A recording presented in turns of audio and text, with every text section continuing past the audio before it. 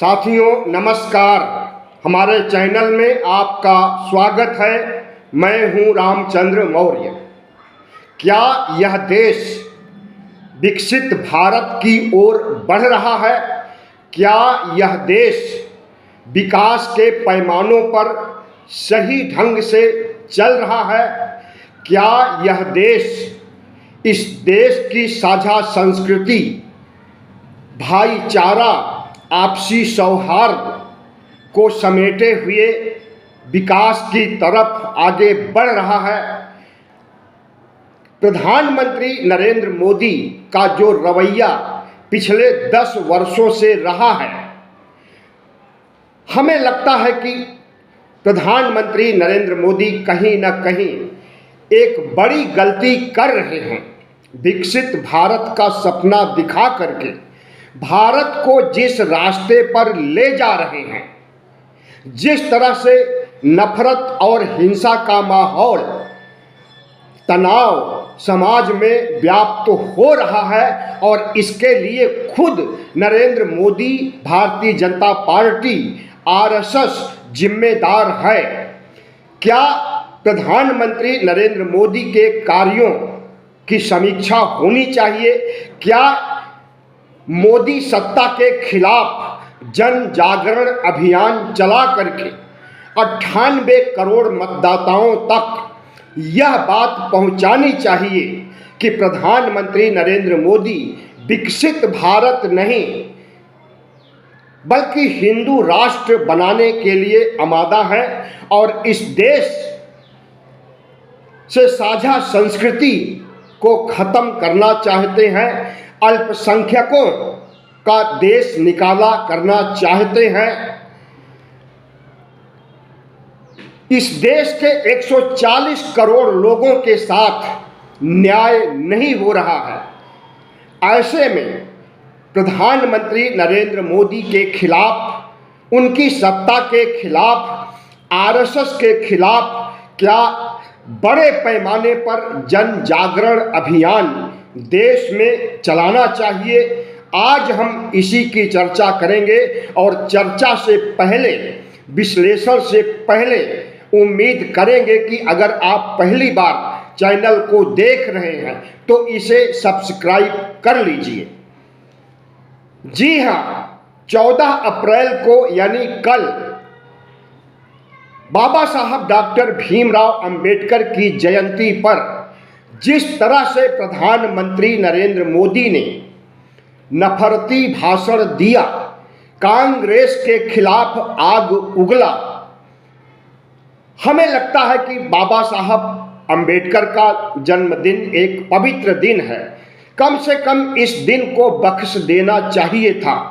इस दिन उन्हें अपनी गंदी राजनीति, नफरती सियासत का परिचय नहीं देना चाहिए था, और बाबा साहब डॉक्टर भीमराव अंबेडकर को पुष्पांजलि अर्पित करना चाहिए था। लेकिन प्रधानमंत्री नरेंद्र मोदी, इस देश के मुखिया, ने बाबा साहब को श्रद्धांजलि, पुष्पांजलि नहीं दी।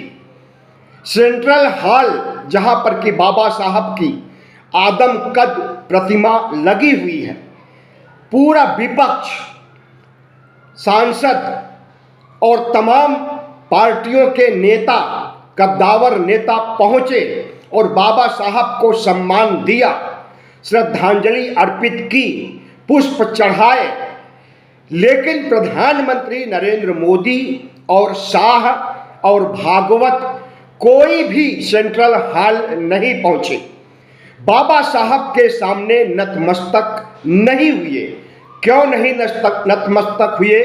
क्यों नहीं श्रद्धांजलि दिए? आसानी से समझा जा सकता है। यह वही लोग हैं जिन्होंने संविधान बनने के बाद कई बार संविधान को जलाया है, संविधान के बारे में आपत्तिजनक भाषा का प्रयोग किया है।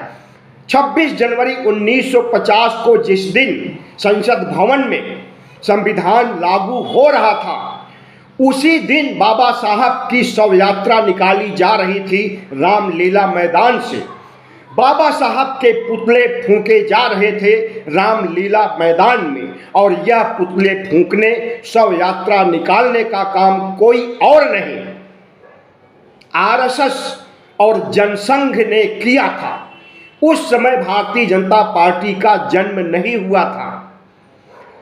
जनसंघ और आरएसएस की देन है भारतीय जनता पार्टी। मातृ संस्था, पितृ संस्था के रूप में आरएसएस को माना जाता है भारतीय जनता पार्टी की। और यह वही लोग हैं जिन्होंने तिरंगे झंडे का कभी सम्मान नहीं किया। यह वही लोग हैं जो अशोक चक्र का कभी सम्मान नहीं किया। संविधान की प्रतियां जितना जलाया होगा आरएसएस और जनसंघ ने, वह किसी से छुपा नहीं है। आरएसएस के बड़े बड़े नेताओं ने संविधान को गालियां देने, कलंकित करने का काम किया और अंग्रेजों की जासूसी में शामिल होकर के इस देश के साथ गद्दारी किया। ऐसे लोग अगर बाबा साहब को श्रद्धांजलि देने संसद भवन के अशोका हॉल, सेंट्रल हॉल में न पहुंचे और बाबा साहब को सम्मान न दे, तो कोई अतिशयोक्ति नहीं मानी जानी चाहिए।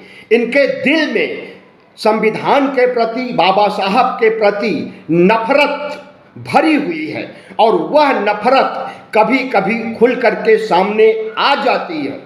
हालांकि प्रधानमंत्री नरेंद्र मोदी तीसरी बार प्रधानमंत्री पद की शपथ लेने के पहले संविधान को गले से लगाते हैं, माथे से लगाते हैं, संविधान के सामने साष्टांग पड़ जाते हैं, लेकिन वह सब दिखावा था। कथनी और करनी में बहुत बड़ा अंतर है बीजेपी और आरएसएस के। ये लोग जो कुछ कहते हैं वह करते नहीं, और जो कुछ करते हैं वह कहते नहीं। तो बाबा साहब डॉक्टर भीमराव अंबेडकर के 134वें जन्मदिन पर अगर प्रधानमंत्री नरेंद्र मोदी ने कांग्रेस को नसीहत देते हुए कहा कि कांग्रेस के लोग अपनी पार्टी का अध्यक्ष किसी मुस्लिम को क्यों नहीं बनाते, प्रधानमंत्री नरेंद्र मोदी का यह नैतिक या संवैधानिक अधिकार नहीं है कि वह किसी पार्टी के बारे में ऐसी बात कहें। अपनी पार्टी में राष्ट्रीय अध्यक्ष किसी मुस्लिम को बना दे, तब कांग्रेस को कहें कि वह भी अपनी पार्टी का अध्यक्ष मुस्लिम को बनाए, तो यह बात 100% सही मानी जा सकती है। लेकिन नहीं, प्रधानमंत्री नरेंद्र मोदी तो अपनी पार्टी के लिए एक हिंदू अध्यक्ष का चुनाव नहीं कर पा रहे हैं। आरएसएस और भारतीय जनता पार्टी के लिए बीजेपी के अध्यक्ष पद के लिए अंदरूनी घमासान किसी से छुपा नहीं है। लेकिन जब कांग्रेस को नसीहत देते हैं कि कांग्रेस को चाहिए कि वह अपनी पार्टी का अध्यक्ष किसी मुस्लिम को बनाए, कांग्रेस अध्यक्ष इस समय मल्लिकार्जुन खड़गे हैं, जो दलित हैं, अंबेडकरवादी हैं, बुद्धिस्ट हैं। आज तक भारतीय जनता पार्टी में कितने दलित अध्यक्ष बने हैं? एक बने थे अटल बिहारी वाजपेयी के जमाने में, बंगारू लक्ष्मण। लेकिन जिस तरह से करप्शन बंगारू लक्ष्मण ने किया था और लाखों रुपए कैमरे के सामने लेते हुए पकड़े गए थे, उसके दंड स्वरूप उन्हें पार्टी से बाहर का रास्ता दिखा दिया। उसके बाद कोई दलित और पिछड़ा भारतीय जनता पार्टी का अध्यक्ष नहीं बना।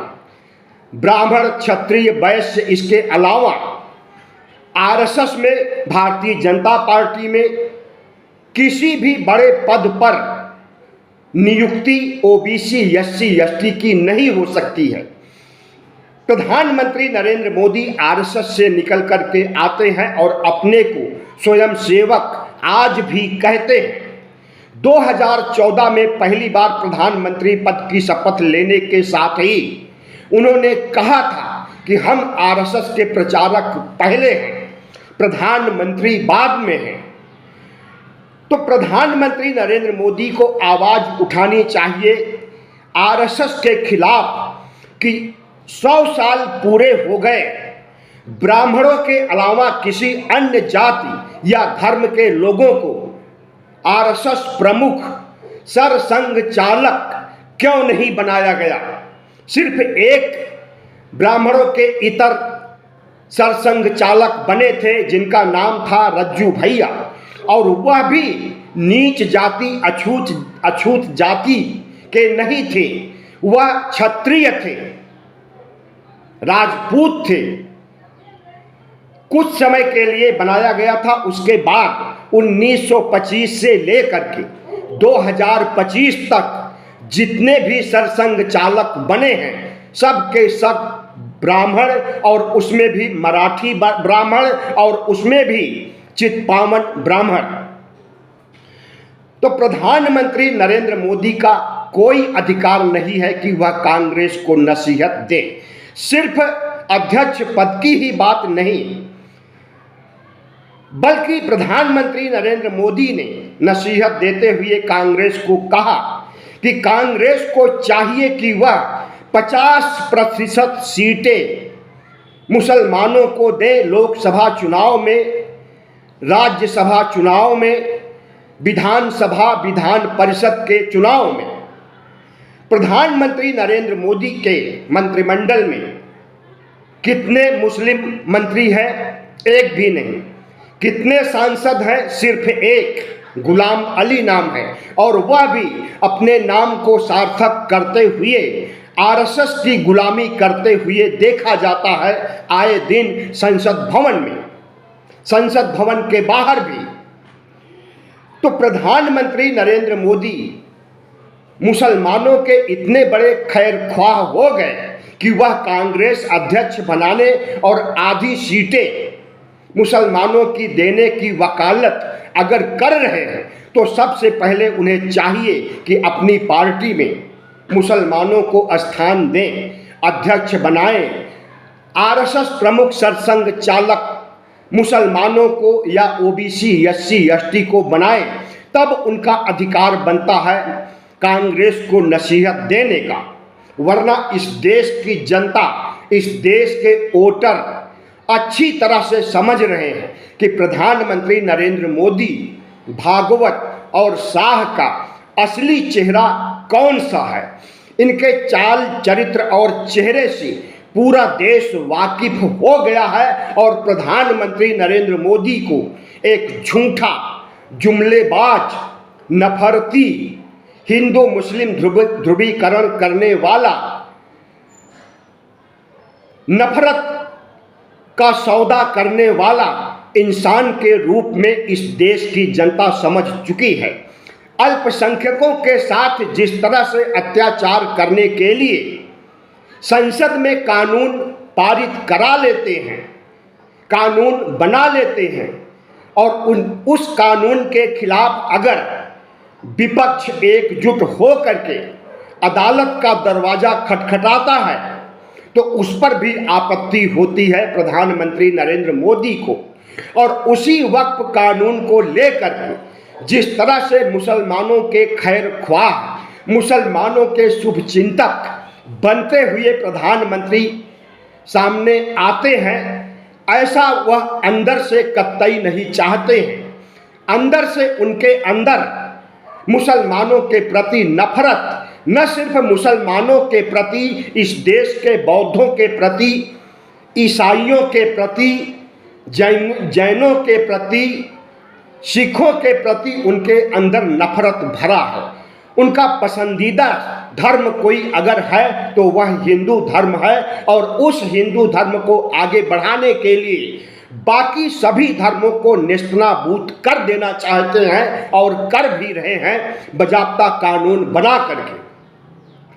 वक्फ कानून संशोधन के नाम पर जिस तरह से मनमानी करके मुसलमानों की संपत्ति को हड़पने और फिर मुसलमानों को इस देश से बेदखल करने का मंसूबा नरेंद्र मोदी, शाह और भागवत बनाए हुए हैं वह किसी से छुपा नहीं है।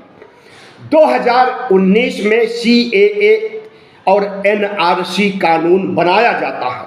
उस कानून के तहत मुसलमानों को, OBC, SC, ST के लोगों को दोयम दर्जे का इंसान बनाने के लिए वह कानून बनाया गया था। उस कानून के तहत अपना परिचय पत्र दीजिए और जो परिचय पत्र है वह मान्य नहीं होगा। ऐसा कोई परिचय पत्र है ही नहीं जिसे कि दे करके अपनी नागरिकता साबित कर सके इस देश के OBC, SC, ST और अल्पसंख्यक समाज के लोग। और नागरिकता बचाने के लिए, नागरिकता को खत्म करने के लिए CAA NRC लाया गया, क्योंकि अपना पहचान पत्र नहीं देंगे तो इन्हें गैर देशों का व्यक्ति माना जाएगा और फिर इनका देश निकाला भी हो सकता है, डिटेंशन कैंप में भेजा जा सकता है या इनकी नागरिकता खत्म की जा सकती है। मुसलमानों के बारे में तो साफ तौर से कह दिया गया कि इन्हें मुस्लिम देशों में भेज दिया जाएगा और वहाँ के हिंदुओं को बुला करके यहाँ हिंदू राष्ट्र बनाया जाएगा। तो प्रधानमंत्री नरेंद्र मोदी एक ऐसे इंसान हैं जो विकास के लिए कानून नहीं बनाते हैं, विनाश के लिए कानून बनाते हैं और उस कानून को जबरन लागू करके विनाश के रास्ते को अपनाते हैं। और उनके विनाश के रास्ते में सिर्फ मुस्लिम नहीं हैं, सिर्फ अल्पसंख्यक नहीं हैं, इस देश के बहुसंख्यक भी हैं। OBC, SC, ST के लोग भी उनके निशाने पर हैं। या तो उनकी शर्तों को मान ले और हिंदू राष्ट्र बनाने की दिशा में OBC, SC, ST उन्हें सपोर्ट करे और वह संविधान को बदल करके मनुस्मृति लागू करे और OBC, SC, ST को वर्ण व्यवस्था के दंश में जो 2000 साल पहले थी मनुस्मृति युग में, उसे फिर से लागू कर दिया जाएगा। और इसे करने के लिए RSS दबाव आए दिन डालता रहता है हिंदू राष्ट्र बनाने के लिए। तो प्रधानमंत्री नरेंद्र मोदी और RSS के चाल चरित्र चेहरे को समझने के लिए हम समझते हैं कि इनकी पृष्ठभूमि को समझा जाना चाहिए और इनकी लोक विरोधी, जन विरोधी गतिविधियों को भी रेखांकित किया जाना चाहिए। सबसे पहली बात तो यह है कि जिस कुर्सी पर बैठे हैं उस कुर्सी की मर्यादा और गरिमा को तार तार करने का काम नरेंद्र मोदी कर रहे हैं। पिछले 11 सालों से जिस तरह से उस कुर्सी पर बैठकर झूठ और जुमले बोले हैं, मुसलमानों के खिलाफ, अल्पसंख्यकों के खिलाफ गंदी भाषा का इस्तेमाल किए हैं और जिस तरह से RSS के इशारे पर संविधान को खत्म करने की बात अपने कुछ नेताओं से करवा करके यह जानना चाहते थे कि संविधान को हटा लेने के पहले अगर संविधान को हटाने की बात कही जाए और प्रतिक्रिया देखी जाए कि कितनी प्रतिक्रिया होती है, और अगर प्रतिक्रिया न हो तो चुनाव खत्म होने के तुरंत बाद, कुर्सी पर तीसरी बार बैठने के तुरंत बाद संविधान को हटा दिया जाए। लेकिन उन्होंने प्रतिक्रिया देख लिया और जो उनकी 303 सांसदों की पार्टी थी, 2019 में 303 सांसद जीत करके आए थे, उसे 140 पर समेट दिया इस देश के OBC, SC, ST के मतदाताओं ने संविधान बचाने के नाम पर। तो उन्हें पता चल गया कि संविधान हटाने के बारे में सोचना भी पाप है, और लेकिन वह RSS के इरादे, अपने मंसूबे को पर्दे के पीछे कामयाब करने के लिए रणनीतियां रच रहे हैं और उचित मौका, उचित अवसर आने पर वह संविधान भी हटाएंगे और धर्मनिरपेक्ष भारत को हिंदू राष्ट्र भी बनाएंगे। आर्थिक मंदी की आशंका जाहिर की जा रही है इस देश के आर्थिक जानकारों के द्वारा। अर्थशास्त्र के विशेषज्ञों का कहना है कि भारत की आर्थिक नीतियां उस तरफ जा रही हैं जिस रास्ते में आर्थिक मंदी आ सकती है, और आए दिन जिस तरह से शेयर बाजार धड़ाम होता है उससे 94 लाख करोड़ रुपए का नुकसान पिछले 6 महीने में हो चुका है। आगे कितना होगा कुछ नहीं कहा जा सकता। तो इनकी आर्थिक नीतियां भी विकास की ओर नहीं विनाश की ओर ले जा रही हैं। प्रधानमंत्री नरेंद्र मोदी कुछ कारपोरेट को बढ़ावा दे रहे हैं और गरीबों की गरीबी बढ़ा रहे हैं। 81 करोड़ देश में 140 करोड़ में 81 करोड़ लोगों को अगर 5 किलो राशन न मिले तो उनकी मौत हो सकती है। मौत के मुंह से बचाने के लिए उन्हें राशन दिया जा रहा है और बड़ी बड़ी डेंगे हाँकी जाती है कि हमने 25 करोड़ लोगों को गरीबी रेखा के नीचे से ऊपर ला करके गरीबों को अमीर बना दिया। और जिस तरह से विकास के दावे आए दिन प्रेषित किए जाते हैं उससे लगता है कि चौतरफा स्वर्ण युग है, राम राज आ चुका है, खुशहाली का दौर चल रहा है। लेकिन हो क्या रहा है, इस देश में गरीबी भी बढ़ी है, बेरोजगारी भी बढ़ी है, असमानता भी बढ़ी है और वर्ण व्यवस्था का दंश भी बढ़ा है। तो प्रधानमंत्री नरेंद्र मोदी के नेतृत्व में हम विकसित भारत की ओर नहीं बल्कि विनाशशील भारत की ओर आगे बढ़ रहे हैं। इसलिए इस देश के 140 करोड़ लोगों 98 करोड़ मतदाताओं को सुनिश्चित करना होगा कि उन्हें देश बचाना है या देश को विनाश की दिशा में आगे बढ़ते जाने देना है। अगर देश को बचाना है तो मोदी सत्ता को जड़ से उखाड़ करके फेंकना है और इसके लिए नरेंद्र मोदी सरकार को उखाड़ फेंकने के लिए ओट पर चोट जरूरी है। इस धर्मनिरपेक्ष भारत को हिंदू राष्ट्र बनाने से रोकने के लिए संविधान को हटा करके मनुस्मृति लागू करने के मंसूबे को ध्वस्त करने के लिए, इस देश को विकसित भारत बनाने के लिए और इस देश की साझा संस्कृति सभ्यता को बचाने के लिए, इस देश के अल्पसंख्यकों के ऊपर हो रहे अत्याचार से मुक्ति दिलाने के लिए मोदी सत्ता के खिलाफ जन जागरण अभियान अभी से शुरू हो जाना चाहिए। और जब वोट के दिन नज़दीक आए, चुनाव नज़दीक आए, तो इनके वोट पर चोट करके मोदी सत्ता को हमेशा हमेशा के लिए उखाड़ फेंक देना चाहिए। तभी यह देश बचेगा, तभी भारत धर्मनिरपेक्ष भारत बचेगा, तभी बाबा साहब डॉक्टर भीमराव अंबेडकर का संविधान बचेगा और तभी ओबीसी एससी एसटी को उनका उचित हक और अधिकार मिलेगा।